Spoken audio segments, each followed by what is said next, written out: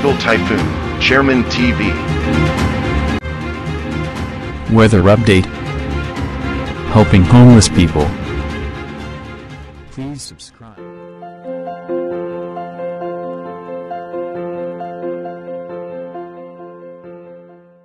Umaga po, ito po ang latest update natin ngayong araw para nga po dito kay Bagyong Mirasol.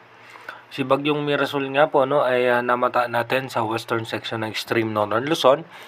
At ito nga po itinataglay pa rin yung 55 km per hour malapit sa gitna at may pagbugso pa rin po yan na aabot ng 70 km per hour.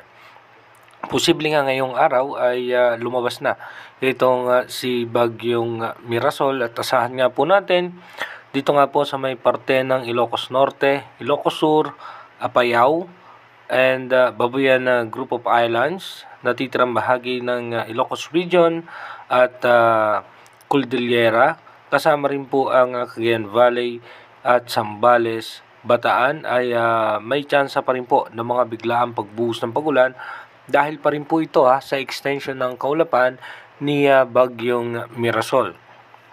Habang ang parte naman po ng Mimaropa, Western Visayas, Metro Manila at natitirang bahagi ng Luzon, asahan naman natin yung southwest monsoon naman po yung makakaapekto dyan.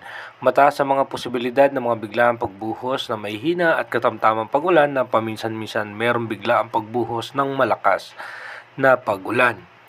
At dito naman sa may parte ng Mindanao, ay magiging maayos naman po ang lagay ng panahon maging dito po sa ilang bahagi ng Visayas.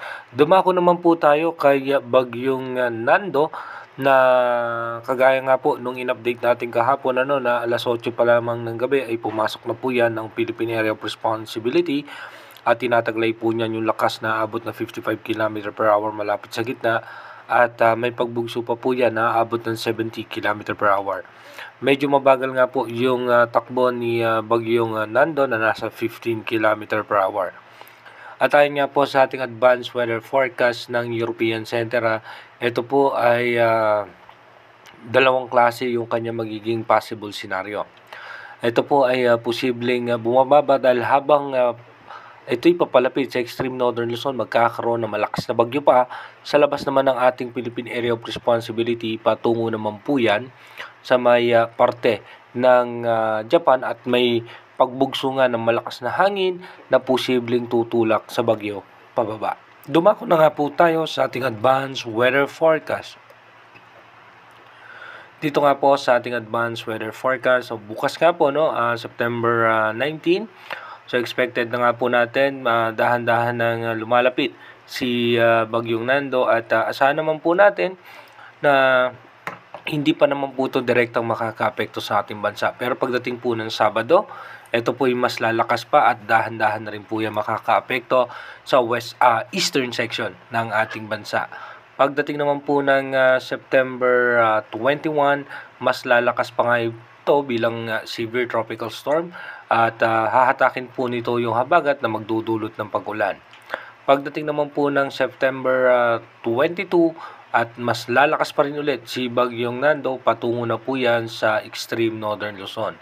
At pagdating naman po ng September 23, dito nga po by September 23, si Bagyong Nando nga po ay patuloy po na lalakas at ito nga po ay mataas ang tsansa sa ngayon.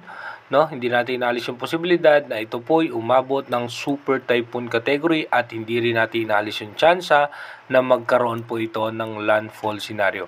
Iba yung pag-iingat sa ating mga kababayan sa extreme northern Luzon at northern Luzon na maghanda nga po dito kay Bagyong Nando dahil mapaminsala nga po itong bagyo na ito.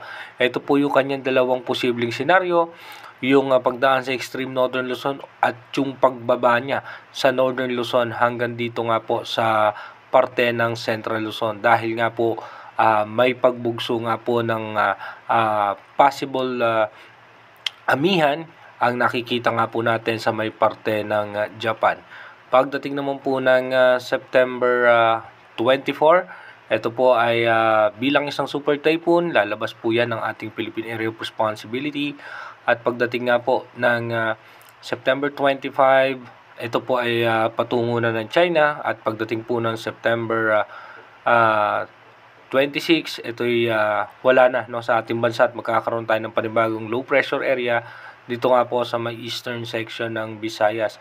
At kung mapapansin nga po natin, ito po, no, magkakaroon nga yung bagyo, no, dito nga sa may parte ng Japan na tinutulak nga po yan pababa, pero pagdating po ng September 29, hihina po yung pagtulak diyan at muling aakyat at magla-landfall sa parte ng Japan. Kaya iba yung pag-iingat nga po sa ating mga kababayan na nasa may Japan naman sa posibleng pagtama o paglandfall nung bagyo naman sa parte ng Japan. Mag-iingat po tayo palagi at maging handa nga po para po dito sa posibleng magiging senaryo ni bagyong Nando at first week po, no, unang linggo ng Oktubre, meron na rin po tayo nakikitang posibleng sama ng panahon. Mag-iingat po tayo palagi. God bless po sa ating lahat.